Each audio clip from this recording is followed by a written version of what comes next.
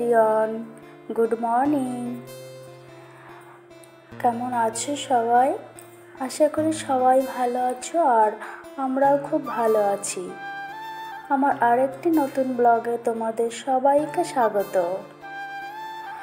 তো বন্ধুরা, আজকে আমি যে ব্লগটা নিয়ে এসেছি, আমি যে প্রতিদিন যে কাজকর্ম তোমাদের সঙ্গে শেয়ার করি, আর তো আজকে তার সঙ্গে আমি কিছু কথাও শেয়ার করব। আশা করি তোমাদের ভালো লাগবে। তো বন্ধুরা, প্রথম থেকে শেষ অবধি দেখতে থাকো।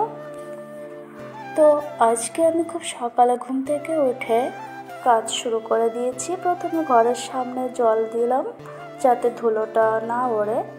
তারপর আমি ব্রাশ করে নিচ্ছি, বাদবাকি কাজ আমার হয়ে গেছে। এবার আমি একটু গাটা ধুয়ে নিলাম, চানটা পুরো করিনি, গাটা ধুয়ে নিলাম যেহেতু গরম তো, তাই প্রচুর ঘাম হয়েছে, তার জন্য একটু ফ্রেশ হয়ে নিচ্ছি, তারপরে বাদবাকি কাজকর্মগুলো করব।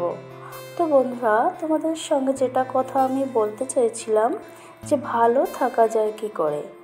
আসলে ভালো থাকাটা হচ্ছে আমাদের মনের ব্যাপার।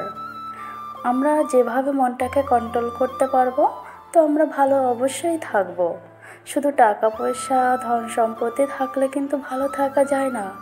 মনটাকেও আমাদের ভালো রাখতে হওয়ার জন্য মনটাকেই রিপেয়ারিং করতে হবে। তো চলো বন্ধুরা, প্রথম টিপসটা বলি।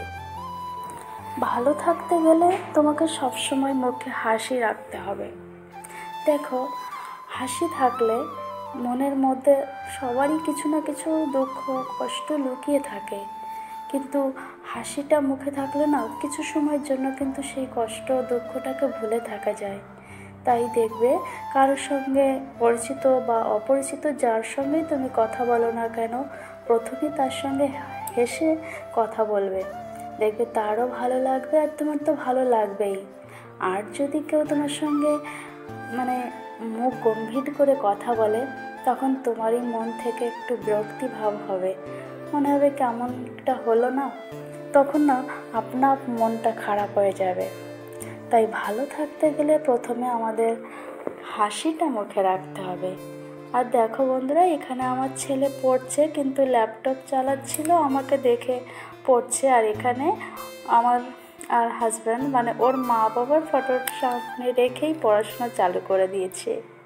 আর এখানে আমি সকালে রান্নাবান্না শুরু করেছি। আর এখন যেহেতু গরমকাল, তাই 2-3 বার রান্না করতে খুবই কষ্ট হয়। তো তাও কি করব, সকালে রান্না করার সঙ্গে সঙ্গে আবার দুপুরের রান্নাও শুরু করে দিই। আর আজকে খাসির মাংস, মুরগির মাংস, বাটা মাছ এসব রান্না হবে। তো আমি মাংসটা একটু ম্যারিনেট করে রাখছি কিছু সময়ের জন্য টক দই দিয়ে। আর এখানে 2 বাচ্চা, আমার ছেলে আর ননদের ছেলে, দুজনে খুব দুষ্টুমি করছে, বকা দিচ্ছি তো শুনছেই না। তো চলো বন্ধুরা, দ্বিতীয় টিপসটা বলে। দ্বিতীয় টিপসটা হচ্ছে মনের মধ্যে কখনো রাগ পুষে রাখবে না। ধরো কারোর সঙ্গে তোমার ঝামেলা হলো, তর্ক হলো, পরিচিতই কারোর সঙ্গে, তো সেটাকে অনেক দূর নিয়ে যাওয়ার কোনো দরকার নেই। যখন হয়েছে ব্যাস তখনই মিটিয়ে নেওয়া ভালো। হয়েছে সাময়িকের জন্য, হতেই পারে, এটা অস্বাভাবিক কিছু না, হতেই পারে। তো সেটা সেখানেই মিটিয়ে নেওয়া ভালো। সেটাকে ধরে রেখে তুমি দিনের পর দিন বয়ে নিয়ে ভাববে যে ওর সঙ্গে আমার এরকম হলো, কি কেন হলো, এটা নিয়ে ভাবতে থাকলে না মনটা অটোমেটিকই খারাপ হয়ে যাবে।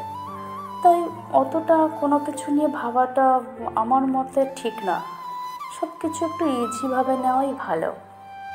আর দেখো বন্ধুরা, এখানে হাজব্যান্ড আইসক্রিম বানিয়েছে আর খুব টেস্ট হয়েছে, বলছে দোকানে যে আইসক্রিম বিক্রি হয় না তার থেকেও সুন্দর হয়েছে। তো আমাকে আর ছেলেকে একটা একটা করে দিল, আর নিচে তো খেলোই না, তাই আমার থেকে একটু খাইয়ে দিলাম। বলছে দারুণ হয়েছে, দারুণ হয়েছে। বাড়িতে আসলে না নিজের হাতে অনেক কিছু তৈরি করে আমাদের খাইয়ে দেয়, খুব খেয়াল রাখে আমাদের। বাড়িতে থাকে না তো কি হয়েছে, মনটা সবসময় ওনার বাড়িতেই থাকে। বছরে 2 বার কি 3 বার বাড়িতে আসে, কিন্তু সবসময় ফোনে তো কথা হয়, সবসময় বাড়ির জন্য ওনার মন কাঁদে। আর তৃতীয় টিপসটা হচ্ছে নেগেটিভ লোক থেকে একদম দূরে থাকতে হবে। কারণ নেগেটিভ মানুষগুলো না এতটা ভয়ঙ্কর হয়, তোমার সঙ্গে মিষ্টি মিষ্টি কথা বলে তোমাকে এমন কিছু কথা শুনিয়ে দেবে, তোমার মনটা অটোমেটিক খারাপ হয়ে যাবে। তখন ভালো মুডটা এমনভাবে নষ্ট হয়ে যাবে, তুমি বুঝতেই পারবে না। তখন মনে হবে যে কি হলো, কেন হলো, এটা ভাবতে ভাবতে মন আপনা আপ খারাপ হয়ে যাবে। তাই ওই সমস্ত লোক থেকে নিজেকে বাঁচিয়ে দূরে থাকতে হবে। আরে দুঃখ কষ্ট আগে ছিল, আছে এবং ভবিষ্যতেও থাকবে। তো এই সব কিছু মানিয়ে নিয়ে সামনের দিকে এগিয়ে নিয়ে চলাই তো আমাদের জীবন। তাই কষ্টটাকে মনে রেখে মন খারাপ না করে ওটাকে ঝেড়ে ফেলে হাসি মুখে সবসময় নিজের কাজকর্ম করো, দেখবে মন ভালো থাকবে, সুস্থ থাকবে। আর এটাই আমার বলার ছিল বন্ধুরা। তো আজকের ভিডিওটি আর বড় করছি না। আর এখানে দেখো আমার বাচ্চাগুলো টিভি তো দেখছে না, শুধু দুষ্টুমি করছে।